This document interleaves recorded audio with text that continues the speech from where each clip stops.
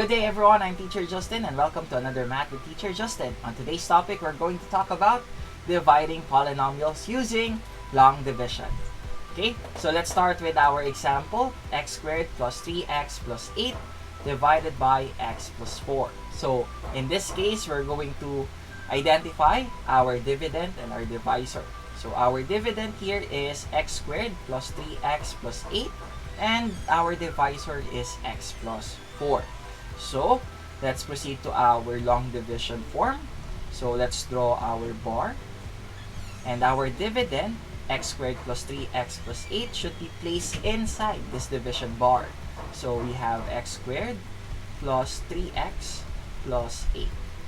Then, our divisor, x plus 4, is the one outside. So x plus 4. Okay. Then let's proceed to dividing our polynomials. In dividing polynomials, our first step is to divide our first term by the first term. So x squared divided by x. So their quotient is x. Then after that, we will multiply their quotient to our divisor. So let's apply the distributive property. So x times x, that is x squared. X times 4, that is positive 4x. Then, let's apply subtraction. So, subtract. So, we will have x squared minus x squared, that is 0. 3x minus 4x, that will give us negative 1x. Okay, so negative 1x. Then, let's bring down positive 8. So, bring down positive 8. Then, let's repeat the same procedure. Let's focus our attention to our first terms. Negative x divided by x. So, their quotient will be negative 1. Then, let's multiply negative 1 to our divisor. So, negative 1 times x, negative 1x.